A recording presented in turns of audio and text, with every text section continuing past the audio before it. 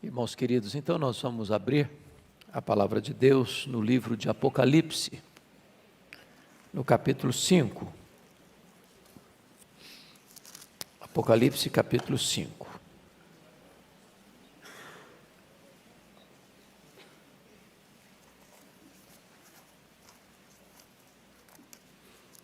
Nós estamos hoje falando sobre o reinado do nosso Deus, e esse texto tem lições muito oportunas e preciosas para nós acerca deste assunto.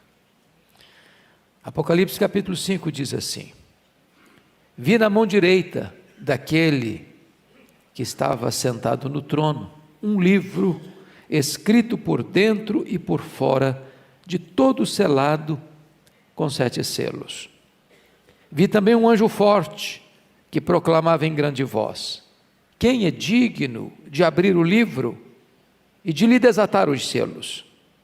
Ora, nem no céu, nem sobre a terra, nem debaixo da terra, ninguém podia abrir o livro, nem mesmo olhar para ele. E eu chorava muito, porque ninguém foi achado digno de abrir o livro, nem mesmo de olhar para ele. Todavia, um dos anciãos me disse: não chores, eis que o leão da tribo de Judá, a raiz de Davi, venceu para abrir o livro e os seus 7 selos. Então vi no meio do trono e dos 4 seres viventes, e entre os anciãos de pé, um cordeiro como tendo sido morto. Ele tinha 7 chifres, bem como 7 olhos, que são os 7 Espíritos de Deus enviados por toda a terra. Veio, pois, e tomou o livro da mão direita daquele que estava sentado no trono.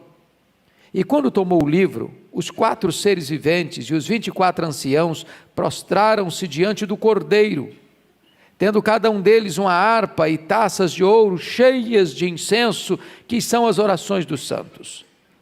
E entoavam um novo cântico, dizendo: digno és de tomar o livro e de abrir-lhe os selos, porque foste morto e com o teu sangue compraste para Deus os que procedem de toda tribo, língua, povo e nação. E para o nosso Deus os constituíste reino e sacerdotes, e reinarão sobre a terra.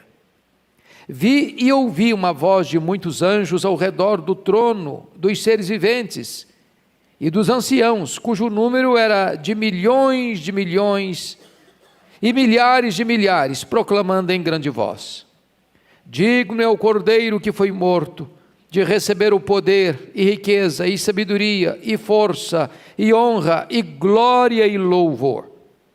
Então ouvi que toda criatura que há no céu e sobre a terra, debaixo da terra e sobre o mar, e tudo que neles há, estava dizendo: àquele que está sentado no trono e ao cordeiro seja o louvor e a honra e a glória e o domínio pelos séculos dos séculos. E os 4 seres viventes respondiam: amém. Também os anciãos prostraram-se e adoraram. Amém. Amados irmãos, naquele tempo que João escreveu o livro de Apocalipse, certamente durante o reinado de Domiciano, que vai do ano 81 ao ano 96, era um tempo muito difícil. De fato, um tempo extremamente amargo. Jesus nasceu sob o governo do imperador César Augusto e morreu sob o governo de Tibério César. Depois veio Calígula, depois veio Cláudio, depois veio Nero. No período de Nero, do ano 54 ao ano 68, é que começa uma brutal perseguição à igreja. Os demais que vieram também perseguiram a igreja. Mas este que governa agora, o Domiciano, ele foi muito cruel. Ele foi chamado de o segundo Nero. E foi este imperador que deporta João, que já estava idoso a essa época, tirando de Éfeso, a capital da Ásia Menor, onde era pastor da igreja, para esta ilha do mar Egeu, da ilha de Pátimos. Para ali iam as pessoas que eram degradadas politicamente para morrerem numa solidão. E certamente a intenção desse imperador era massacrar não apenas João, mas botar uma pá de cal neste cristianismo tão sofrido, tão oprimido, tão castigado pela fúria insana deste imperador cruel. Os homens têm planos, os homens arquitetam e conspiram contra o Altíssimo e a sua igreja, mas os homens não podem prevalecer sobre Deus e nem podem destruir a igreja de Deus. Quando Domiciano manda João para aquela ilha, a intenção dele era deixar morrer na solidão aquele velho apóstolo, aliás os outros todos já estavam mortos, e todos pelo viés do martírio, e também calar a sua voz. Mas quando as portas para João se fecham na terra, Deus abre para João uma porta no céu, e diz para ele no capítulo 4, sobe para aqui, e eu te mostrarei as coisas que devem acontecer. É bonito isso, porque Deus não diz sobe para aqui, eu te mostrarei as coisas que talvez aconteçam. Nem Deus disse só para aqui, eu te mostrarei as coisas que podem acontecer. Mas a ordem é clara, sobe para aqui, eu te mostrarei as coisas que devem acontecer. Isso significa para nós que a história não está nas mãos dos poderosos deste século. Não são eles que dão o rumo à história. A história não é interpretada e nem é decifrada pelos historiadores, por mais peritos e ilustrados que eles sejam. A história não é interpretada pelos grandes filósofos. Não é. Eles podem ter suas ideias, eles podem criar as suas correntes de pensamento, eles podem ter a sua cosmovisão, mas a história não está nas mãos deles. Posso lhes garantir que a história não está nem nas mãos dos futurólogos, que tentam retirar o véu da história para decifrá-la para os homens. Notem vocês que os homens têm suas ideias da história. Nós poderíamos pensar aqui naquilo que os gregos pensavam, a história é cíclica. O que é, já foi, e o que está sendo, será.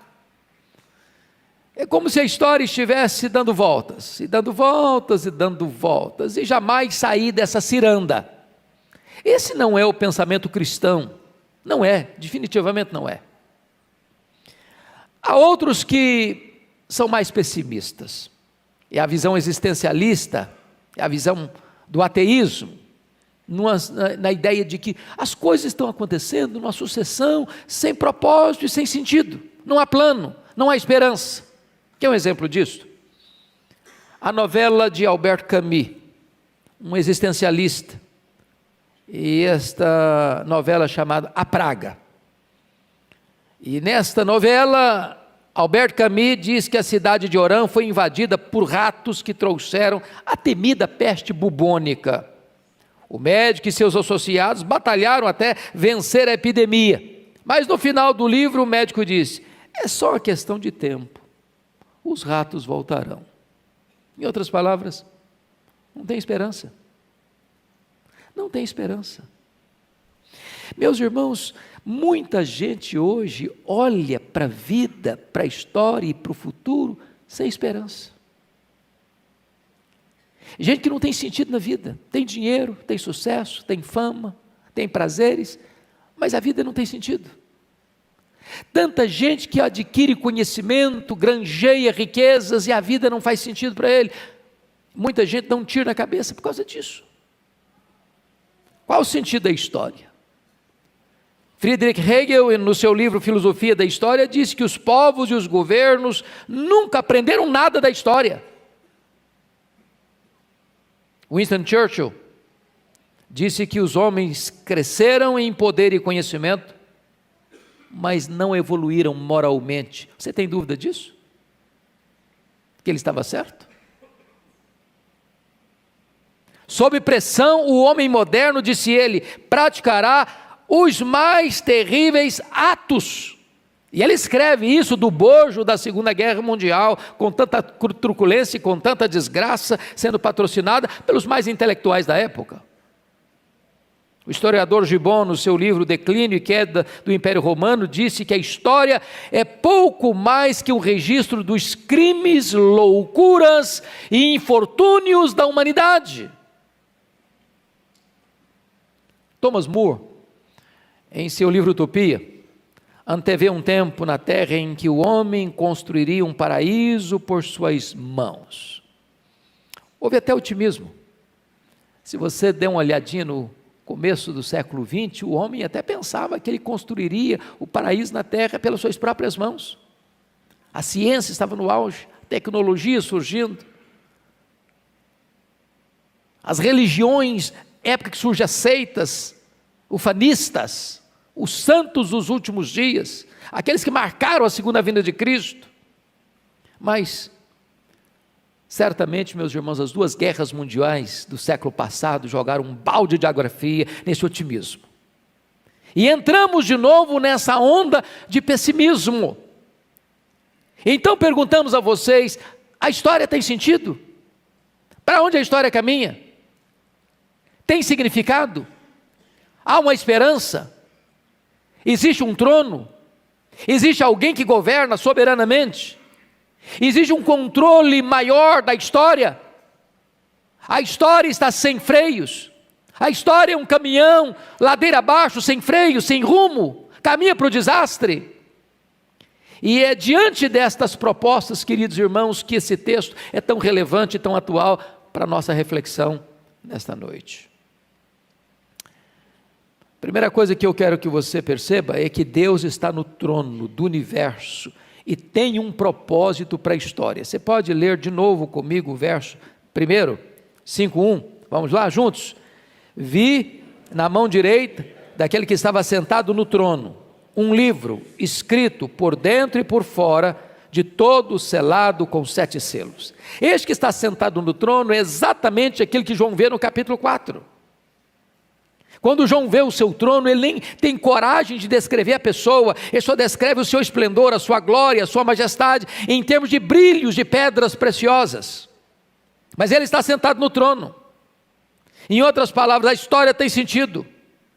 Você não caminha para um ocaso, você não caminha para um fim trágico, as forças do mal não prevalecerão. Deus está no trono, Deus reina, Deus é soberano. As coisas só podem acontecer de acordo com o seu plano e o seu conselho eterno. Isso traz esperança para nós, irmãos. Louvado seja o Senhor. Notem vocês no verso 1 ainda que Deus tem em sua mão direita um livro. O que significa isso, esse livro? Esse livro é uma imagem, é um emblema, é uma figura, é um símbolo para dizer para você e para mim que Deus tem um plano para cada criatura. Deus tem um plano para a história. A história não está à deriva. Quem governa o mundo não são os soberanos da terra, os reis, os príncipes. Quem dirige a história não é o homem, não é a terra que comanda. Se você perceber, com isso, o que João está dizendo é que toda a história da humanidade está nas mãos de Deus. O que João está dizendo é que os céus governam a terra. O que João está dizendo é que não importa a fúria de Satanás, ou a agitação do mundo, ou a crueldade dos governantes, a história sempre estará nas mãos de Deus. Notem vocês que o livro da história está escrito, de que maneira? Por dentro e por fora. Sabe o que significa isso? Tudo está traçado, tudo está escrito, tudo está determinado. Nada foi esquecido nem omitido, sua vida não caminha ao léu, o futuro está nas mãos de Deus. Esta é a gloriosa introdução que João faz para nós nesta noite. Mas notem comigo, que a partir do verso 2 e verso 3, você pode ler comigo, por favor, esses 2 versos, vamos lá? Vi também um anjo forte, que proclamava em grande voz: quem é digno de abrir o livro e de lhe desatar os selos? Ora, nem no céu, nem sobre a terra, nem debaixo da terra, ninguém podia abrir o livro, nem mesmo olhar para ele. O ponto que eu quero levantar aqui é o seguinte: o digno para abrir o livro está sendo procurado. Ninguém tem capacidade de desvendar, nem de conduzir a história à sua consumação. Foi procurado no céu, foi procurado na terra, foi procurado debaixo da terra. Então vamos entender isso aqui. Primeiro, o texto está dizendo que o livro está o quê? Selado. O livro está selado, escrito por dentro e por fora, de todo selado com 7 selos. O que significa isso? Significa que sem Deus, sem a intervenção de Deus, o homem não consegue decifrar, definir, conduzir a história. Perceba você que ninguém foi achado digno de abrir o livro nem no céu, ou seja, nem Miguel, nem Gabriel, nem os serafins, nem os querubins, nem os anjos, nem os remidos que já estão na glória, Abraão, Moisés, Elias, Paulo, Pedro, Maria, os demais. Ninguém tem essa competência. Mas foi procurado na terra. Nenhum homem, por mais poderoso, por mais influente, por mais culto, por mais poderoso financeiramente, tem capacidade de decifrar o sentido da história. Mas foi feita a pesquisa também debaixo da terra. Nem o diabo, nem os demônios, nem os espíritos atormentadores têm capacidade de revelar a você o sentido da história. O que significa hoje, então, para nós?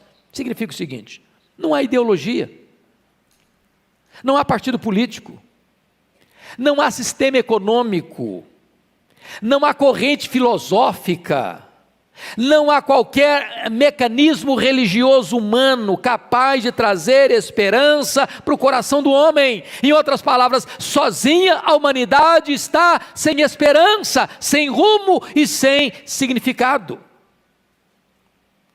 O que vai acontecer? Olha comigo o versículo 4, vamos ler o 4? E eu chorava muito, porque ninguém foi achado digno de abrir o livro, nem mesmo de olhar para ele. Ou seja, a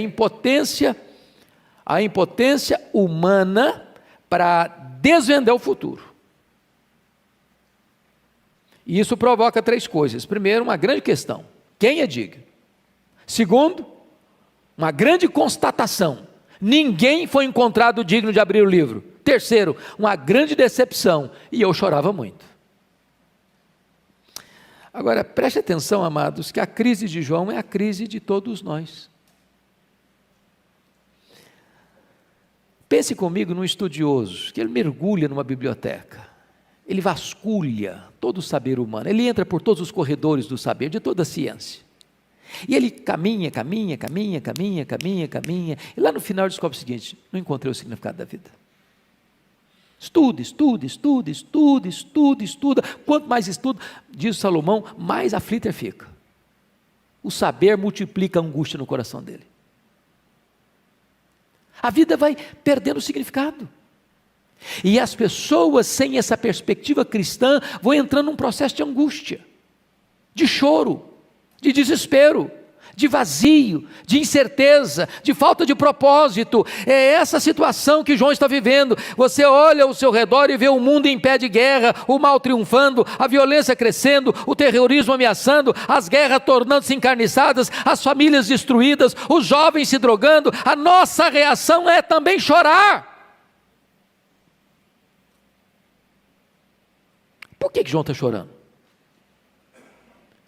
Porque parece que ele está entrando numa contradição, porque no capítulo 4, versículo 1, ele recebeu a seguinte ordem: sobe para aqui e eu te mostrarei as coisas que devem acontecer. Agora ele olha uma outra cena, quem está assentado nesse trono tem um livro de todo selado, por dentro e por fora, com 7 selos, e tem uma ordem perguntando: quem é digno de abrir o livro e desatar-lhe os selos? E procurou no céu, não encontra; procurou na terra, não encontra; procurou debaixo da terra, não encontra. Ele só está chorando, falando: mas não estou entendendo o sentido da história. Então, o digno procurado agora é o digno encontrado. A solução para a história vem do céu. Vamos ler juntos o versículo 5? Vamos lá?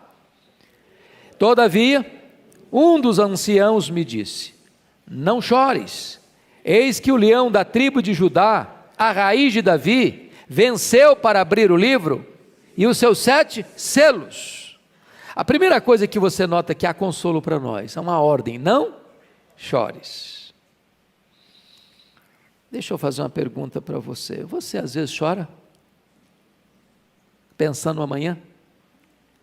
Estou nem pensando nesse futuro escatológico, não, no seu futuro, no seu amanhã. Como é que vai ser, Senhor? E se eu ficar doente? Se eu perder o emprego? Se eu não tiver plano de saúde?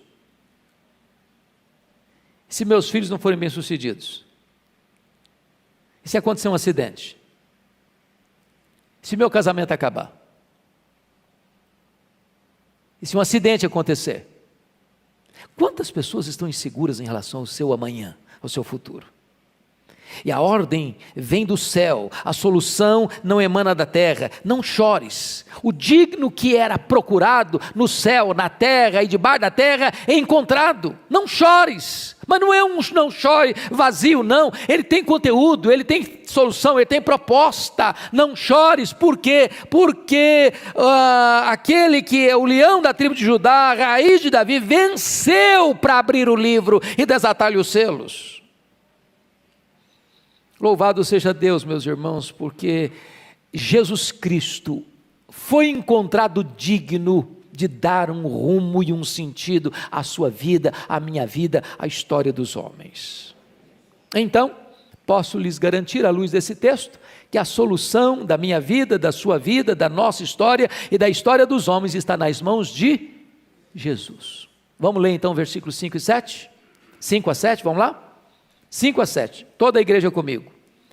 Todavia, um dos anciãos me disse: não chores, eis que o leão da tribo de Judá, a raiz de Davi, venceu para abrir o livro e os seus 7 selos. Então, vi no meio do trono e dos 4 seres viventes, e entre os anciãos, de pé, um cordeiro como tendo sido morto. Ele tinha 7 chifres, bem como 7 olhos, que são os 7 Espíritos de Deus enviados por toda a terra. Veio, pois, e tomou o livro da mão direita daquele que estava assentado no trono.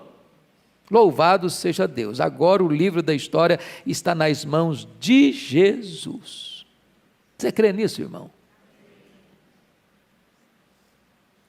Diz a Bíblia que quando Jesus morreu, ressuscitou, voltou para o céu, ele se assentou no trono.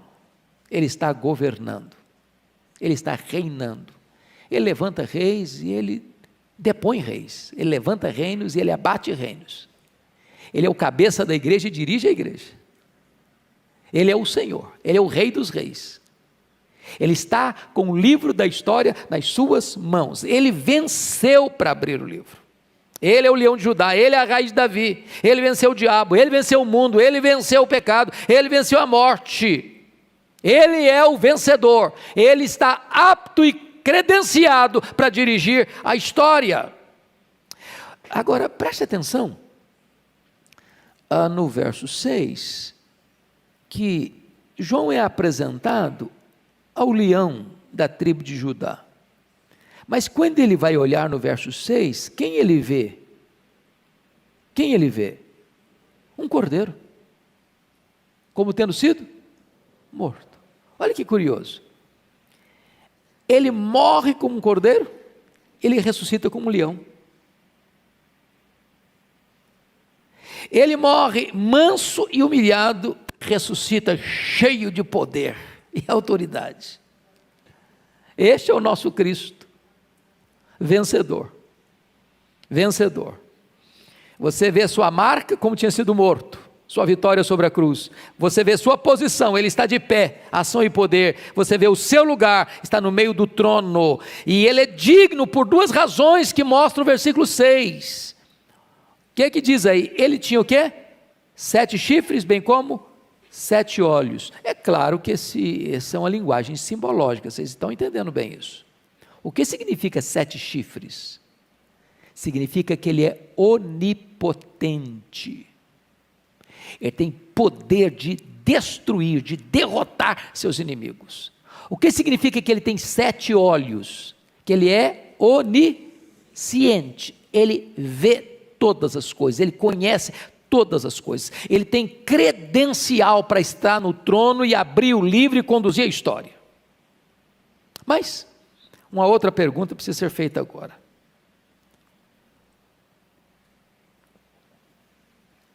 Quais são as implicações de Jesus estar com o livro da história nas mãos?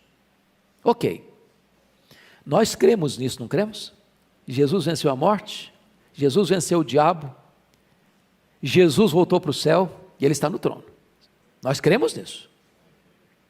Agora, se nós cremos nisso, que implicações isso tem? Vamos lá. Primeira implicação: isso deve levar a igreja a orar confiadamente acerca do destino das pessoas. Olha o versículo 8, vamos ler o versículo 8 comigo? Vamos juntos? E quando tomou o livro, os 4 seres viventes e os 24 anciãos prostraram-se diante do Cordeiro, tendo cada um deles uma harpa e taças de ouro cheias de incenso, que são as orações dos santos. Meus irmãos, é uma linguagem bonita, não? Muito bonita essa linguagem. Vejam vocês que a sua oração é como se fosse um óleo que é depositada numa taça. Essa taça é de ouro. Toda oração que você faz vai para essa taça.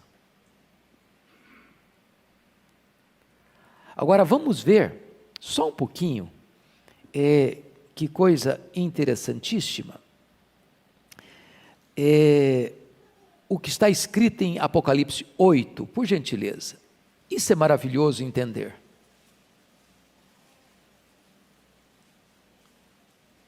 Versículo 3, 8:3. Veio outro anjo e ficou de pé junto ao altar com um incensário de ouro, e foi-lhe dado muito incenso para oferecê-lo com as orações de todos os santos sobre o altar de ouro que se acha diante do trono. Quantos santos estão orando aqui? Todos. Tem algum santo aqui cuja oração está sendo desperdiçada? Não. E da mão do anjo subiu à presença de Deus a fumaça do incenso com as orações dos santos. E o anjo tomou o incensário, encheu-o do fogo do altar e o atirou à terra, e houve trovões, vozes, relâmpagos e terremotos. Sabe o que está acontecendo aqui? Esta oração conecta o altar da terra com o trono do céu. A oração conecta a fraqueza humana com a onipotência divina.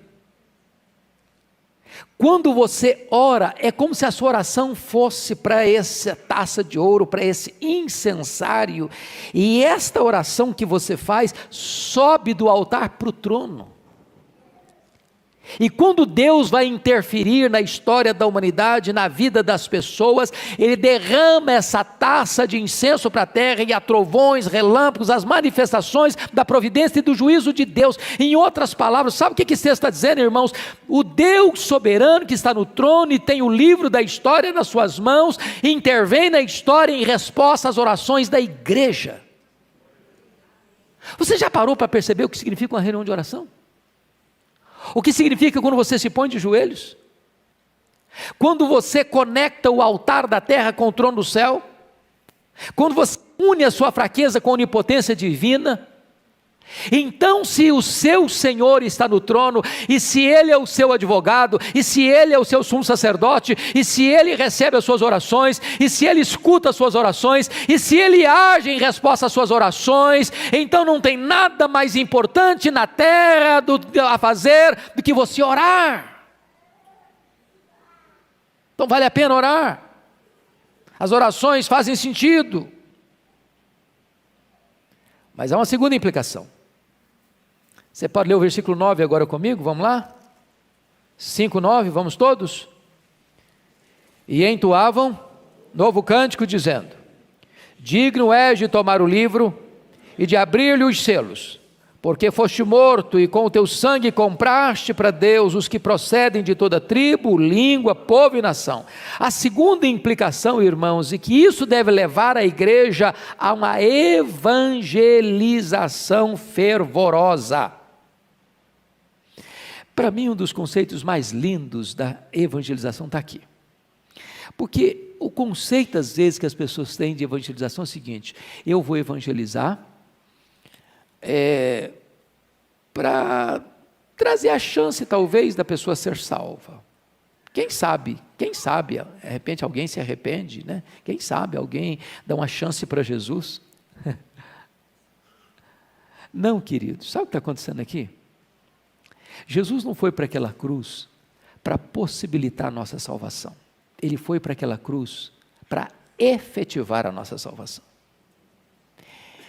A morte dele foi substitutiva, vicária. Ele morreu para comprar. Ele comprou com seu sangue aqueles que procedem de toda tribo, raça, povo, língua e nação. Então, quando você vai levar o evangelho, Jesus tem ovelhas que ainda não estão no aprisco. No momento que essas ovelhas escutam a voz de Jesus, do Supremo Pastor, sabe o que acontece? O Espírito Santo tira o tampão dos ouvidos, o Espírito Santo tira a venda dos olhos, o Espírito Santo tira o coração de pedra e dá um coração de carne. E as pessoas então que foram compradas, imediatamente se rendem. Isso significa que evangelizar não é uma tarefa que tem possibilidade de fracasso. Não há fracasso, há vitória. Há vitória. Porque o Senhor comprou. E os que foram comprados, que Ele chama de suas ovelhas, que ainda não estão no aprisco, estão aguardando um momento em que a igreja vai dizer para eles: olha, aqui está a boa nova, aqui está o evangelho. E quando essas pessoas ouvem o evangelho, então elas se rendem ao Senhor Jesus Cristo.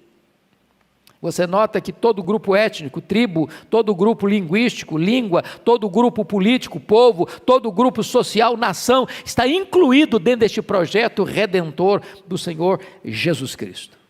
Então faz sentido orar? Segundo, faz sentido o quê? Evangelizar. Bom, se Jesus está no trono, tem outra coisa que faz sentido para nós. Você pode ler comigo o versículo 10, vamos juntos? E para o nosso Deus os constituíste reino e sacerdotes, e reinarão sobre a terra. Isso deve nos levar a tomar posse da nossa alta posição espiritual. Primeiro, fomos constituídos o quê? Reino. Você já parou para perceber que nós já reinamos com Cristo agora? Não é o que Paulo diz em Efésios 2? Pela graça sois salvos. E nós fomos tirados da morte e ressuscitados com Cristo e assentados com Ele nos lugares celestiais acima de todo principado e potestade. Espiritualmente você já está reinando com Cristo. Você já está em Cristo. Você já está escondido com Ele em Deus. Você já está conectado com Ele. Se Ele está reinando e você está nele, você reina com Ele. Louvado seja Deus. Mas nós ainda iremos para um reinado pleno, completo, porque quando Ele voltar, sabe o que vai acontecer? Nós vamos assentar em tronos e vamos julgar o mundo, nós vamos julgar os anjos e nós vamos reinar com Ele para sempre, sempre. Ele nos constituiu reino. Mas está escrito no versículo 10 que Ele fez outra coisa. O que está escrito aí no verso 10? E nos constituiu também o quê? Sacerdotes. O que significa isso, irmãos? Significa que agora não tem mais necessidade de ninguém representar você diante de Deus. Nós precisamos desmistificar algumas coisas na igreja evangélica, que ainda algumas pessoas ainda pensam: não, eu vou pedir o pastor Ival para orar, porque a oração dele é poderosa. Então a minha oração é fraquinha, então se ele não orar não funciona. Eu sou pastor já há 36 anos. E é muito curioso que às vezes lá em Vitória, chegava no sábado, tinha 2, 3, 4 aniversários.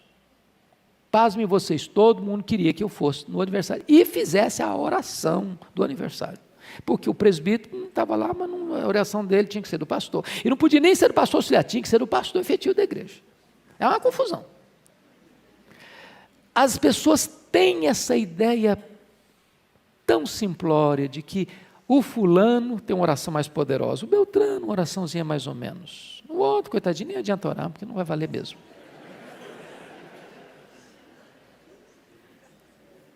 Irmãos, nós fomos feitos sacerdotes. O véu do templo foi rasgado. Aproprie-se disso. Você tem livre acesso ao trono da graça. Você pode falar com o soberano Senhor do universo sem intermediários. A linha nunca está ocupada, ele nunca está com a agenda lotada, ele sempre está pronto a escutar você e a receber você. Fale com ele, tenha comunhão com ele.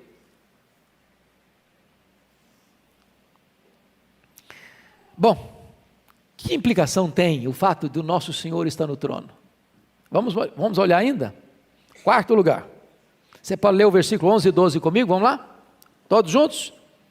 Vi e ouvi uma voz de muitos anjos ao redor do trono, dos seres viventes e dos anciãos, cujo número era de milhões e milhares de milhares, proclamando em grande voz: digno é o Cordeiro que foi morto de receber o poder e riqueza e sabedoria e força e honra e glória e louvor. Vamos entender o que está escrito aqui, irmãos? Se você crê mesmo que Jesus está no trono, se você crê mesmo que Ele dirige a história, se você crê mesmo que o leme da história está na mão dEle, se você crê mesmo que Ele está levando a história para uma consumação, onde a vitória é dEle e da sua igreja, isso tem implicações. Significa que nós devemos dedicar tudo o que somos e temos a Ele. Tudo o quê? A Ele seja primeiro o quê? O poder. O poder.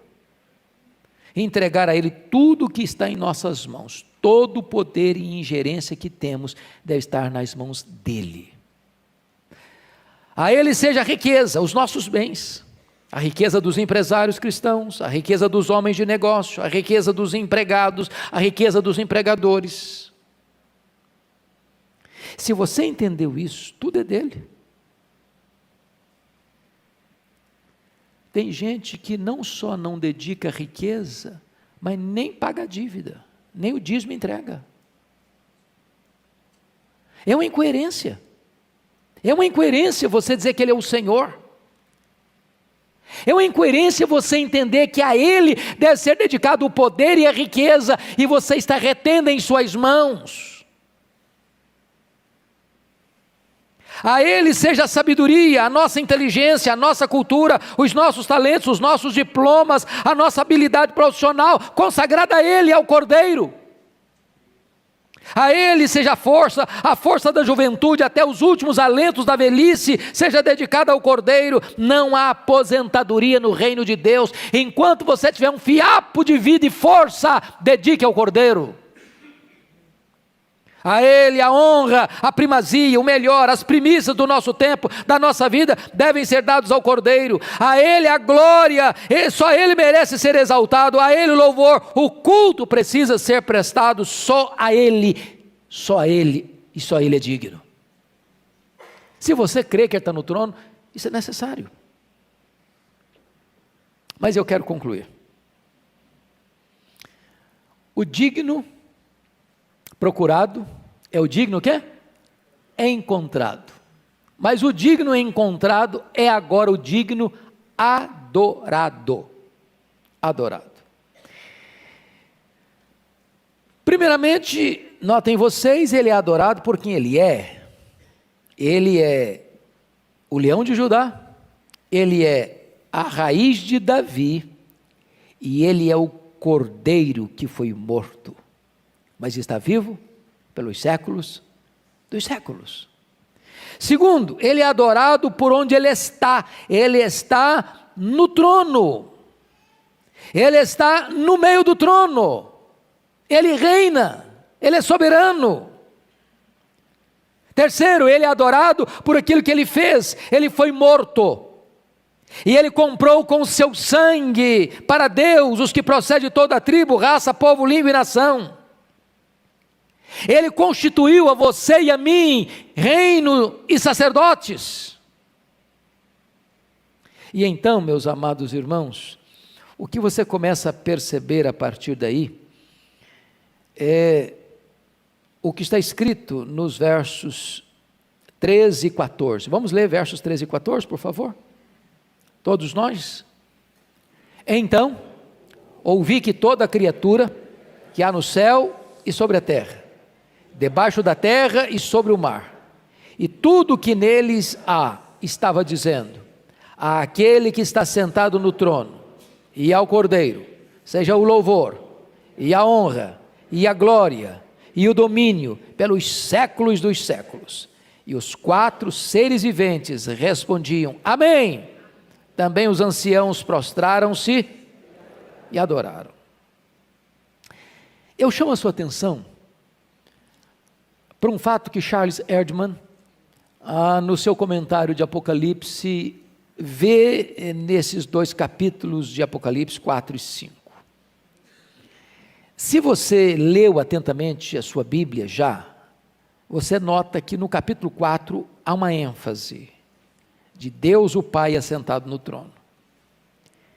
E o Deus e Pai que está sentado no trono é o Criador. Se você leu atentamente comigo o capítulo 5, percebe que a ênfase está no Deus o Filho. O Filho. E o Deus o Filho é colocado para nós como Deus Redentor. Então Charles Erdman, ao olhar para esses 2 capítulos, ele chega a uma conclusão muito bonita. Porque das 67 vezes que aparece a palavra trono no Novo Testamento, 46 vezes está só no livro de Apocalipse. 12 vezes só no capítulo 4 de Apocalipse. Este livro é o livro do trono, do governo, da soberania, da majestade do nosso Deus, que reina e que vai voltar. Se você percebeu, há uma música que ecoa desses 2 capítulos. E ele disse que esta música é uma espécie de oratório, de coral, de solistas, acompanhado de orquestra. E essa música, ela é apresentada como um drama musical. E talvez nós pudéssemos recordar isso. Você quer dar uma olhadinha comigo, por favor? Olha como começa essa música. Capítulo 4, versículo 8. Tem um quarteto aí, os 4 seres viventes. Esses 4 seres viventes, muito provavelmente, são seres angelicais. E o que eles estão cantando? Como é que começa essa grande peça musical? Qual era a canção desse quarteto? Vamos lá? Santo, Santo, Santo é o Senhor Deus, o Todo-Poderoso, aquele que era, e que é, e que há de vir. Quando você diz santo, você define. Quando você diz santo, santo, você enfatiza. Quando você diz santo, santo, santo, você coloca no superlativo. Mas em seguida, vem a música da igreja. Olha comigo o verso 10 e o verso 11 do capítulo 4. E os 24 anciãos, vamos passar só um pouquinho aqui. Quem são esses 24 anciãos? Um símbolo da igreja. Os 12 patriarcas, os 12 apóstolos, a igreja do Velho Testamento, a igreja do Novo Testamento, toda a igreja glorificada, a noiva do Cordeiro, ela está cantando. E o que ela canta? O que ela canta? Olha o versículo 11, vamos ler o que ela cantou? Tu és digno, Senhor e Deus nosso, de receber a glória, a honra e o poder, porque todas as coisas tu criaste, sim, por causa da tua vontade vieram a existir e foram criadas. Então depois que os anjos cantam, depois que toda a igreja glorificada canta, notem comigo que vem agora um solo, no capítulo 5, versículo 2, e esse solo é uma grande voz que ecoa, de um anjo forte, e a voz é essa: quem é digno de abrir o livro e lhe desatar os selos? E diante deste solo, vem o responso, no capítulo 5, versículo 5, quando está escrito assim, a música era essa: não chores, eis que o leão da tribo de Judá, a raiz de Davi venceu para abrir o livro e desatar-lhe os selos.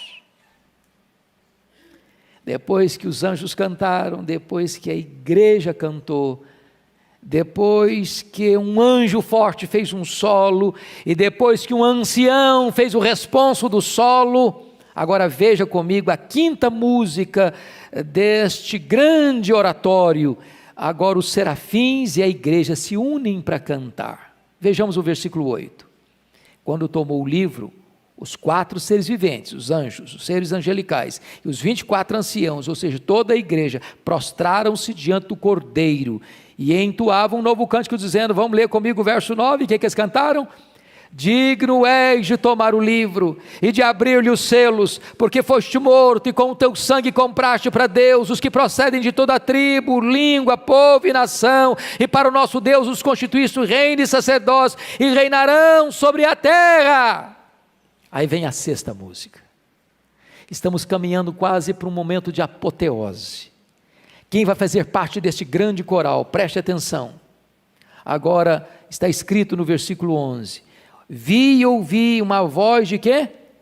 Muitos anjos ao redor do trono, dos seres viventes, que são as hostes angelicais mais elevadas, e dos anciãos, os 24 anciãos, ou seja, as maiores hostes angelicais, todos os anjos celestes, bem como toda a igreja, e essa grande coral é formado de milhões e milhares de milhares, e proclamando em grande voz, o que é que eles cantaram? Vamos ler o verso 12, digno é o Cordeiro que foi morto de receber o poder, e riqueza, e sabedoria, e força, e honra, e glória, e louvor. Agora é a última música.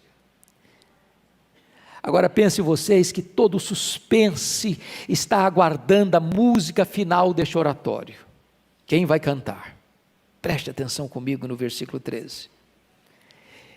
Então ouvi que toda criatura que há no céu e sobre a terra e debaixo da terra e sobre o mar e tudo que neles há estava dizendo. Agora esta música ecoa de todo o universo. Sabe por quê? Porque todo o universo vai ser glorificado. Quando Jesus voltar, haverá novos céus e nova terra, e este cosmos glorificado, tudo vai se unir, nos céus, na terra, no mar, todo o universo vai estar proclamando uma grande voz, a apoteose deste oratório. E que música é essa que vai ser entoada? Vamos ler comigo o verso 13, por favor?